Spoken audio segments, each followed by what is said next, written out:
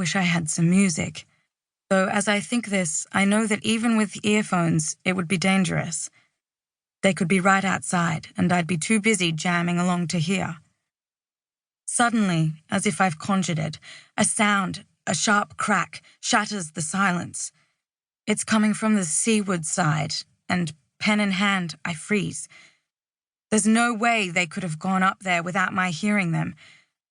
Although I know it must be a natural occurrence, a falling branch perhaps, or a fruit stone dropped from a bird's beak, the desire to look is almost overwhelming.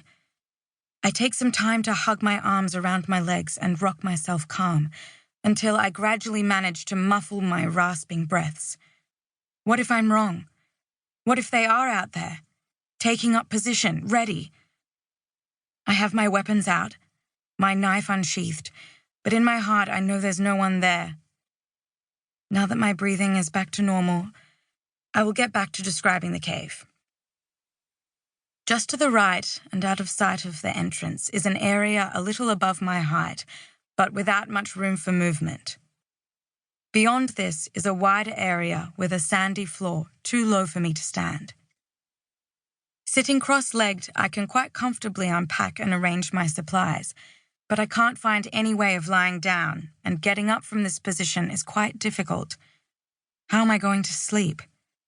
I'll take my newly emptied pack and see if I can use it as a cushion to form some kind of sleeping space. Keeping very quiet, just in case, I next sort out the contents of my pack. The water bottle, still full, I place in the far corner where there's no danger of knocking it over, covering it with my hat to keep out dust.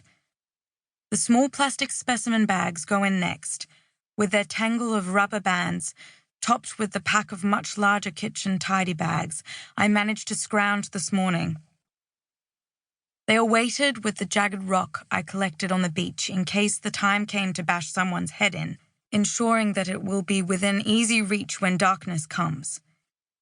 At first, I don't know what to do with the food. What if something comes in, scavenging? I don't want to think about this, but I must. Are there goannas here? In the end, I decide to wrap all the edible supplies in my anorak, twist it into a kind of sling, and hang it by the sleeves from a tree root that snakes through the cave's roof. But exhaustion makes me clumsy, and the entire parcel crashes to the floor. Too tired and demoralized to care, and drained by the effects of the tension of the past 24 hours, for some time all I can do is sit, cross-legged, head bowed, the cave so silent I can hear the seconds ticking by on my heavy-duty waterproof sports watch. When I finally open my eyes, it's appreciably darker, but the relief at finding the food bags unbroken gives me new energy, and the second throw allows me to knot the sleeves into a functional swinging larder. Not much time left, but not much more to do.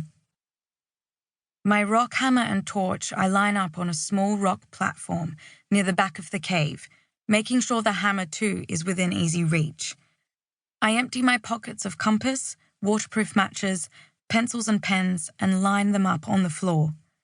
Now, finally, I am reaping my reward for being prepared for most eventualities. The only thing I keep with me is the scout knife that was a gift from my brother.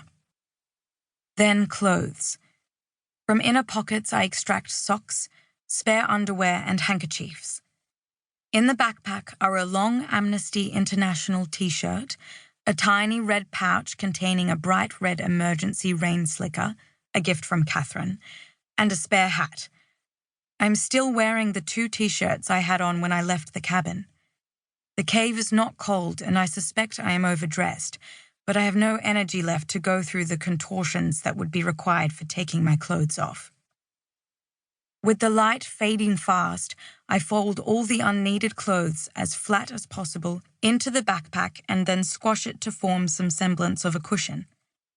I take my water bottle, drink 1 mouthful of water, and carefully pour another mouthful into the cup that functions as an extra lid, placing the cup close to where I plan to sleep. The bottle I reseal and put back in its spot, at the rear of the cave, so I can't risk trying to drink in the dark and spilling the rest of my supply. Then, sitting cross-legged,